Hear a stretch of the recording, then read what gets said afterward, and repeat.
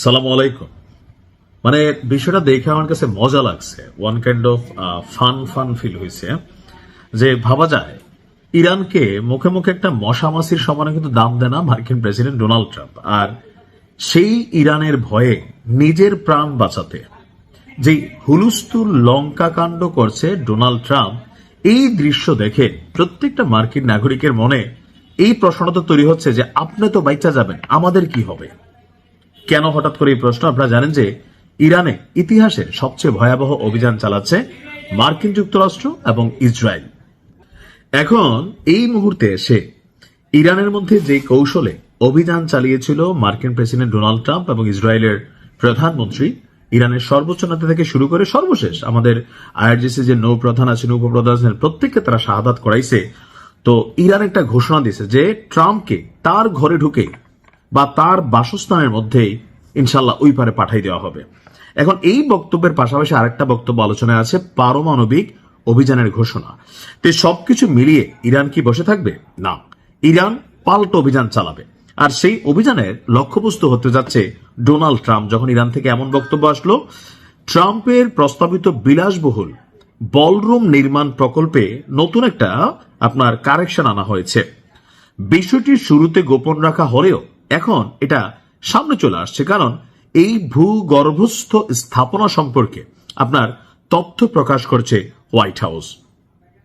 White হাউসে প্রায় 90,000 বর্গফুট জায়গা জুড়ে একটি বিশাল বলরুম নির্মাণ আপনার করতে যাচ্ছে মার্কিন যুক্তরাষ্ট্র, যার ব্যয় ধরা হয়েছে 40 কোটি মার্কিন ডলার। এটি ট্রাম্প প্রশাসনের অন্যতম অগ্রাধিকার প্রকল্প হিসাবে বিবেচিত হচ্ছে। এই প্রকল্পের দৃশ্যমান অংশের চেয়ে ভূগর্ভস্থ অর্থাৎ মাটির নিচে যে অংশটা সেটা বেশি জটিল এবং ব্যয়বহুল।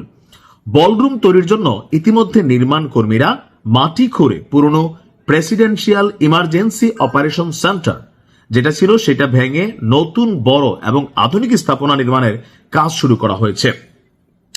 9/11 সময় যুক্তরাষ্ট্রের 46তম ভাইস প্রেসিডেন্ট এবং পরে সাবেক প্রেসিডেন্ট জর্জ ডব্লিউ বুশকেও নিরাপত্তার জন্য রাখা হয়েছিল দ্বিতীয় বিশ্বযুদ্ধের সময় নির্মিত পিওসি, যা জরুরি পরিস্থিতিতে মার্কিন যুক্তরাষ্ট্রের প্রেসিডেন্ট এবং শীর্ষ নিরাপত্তা কর্মকর্তাদের জন্য ব্যবহার করা হতো।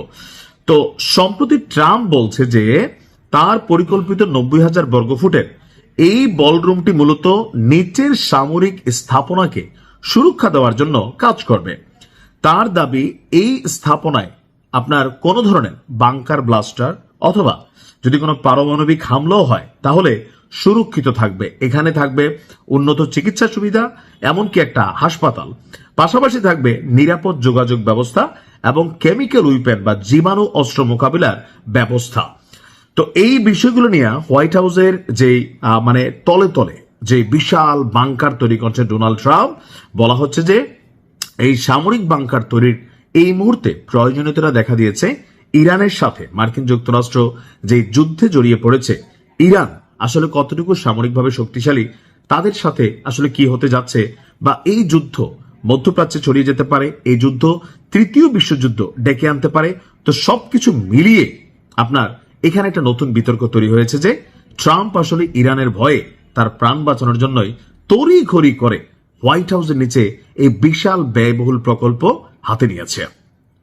বাট আজরাইল যখন আসবে এই কোনো কিছুতে কাজ হবে না। এবার যেমনি আসুক, অপেক্ষায় আছি। ভালো থাকুন।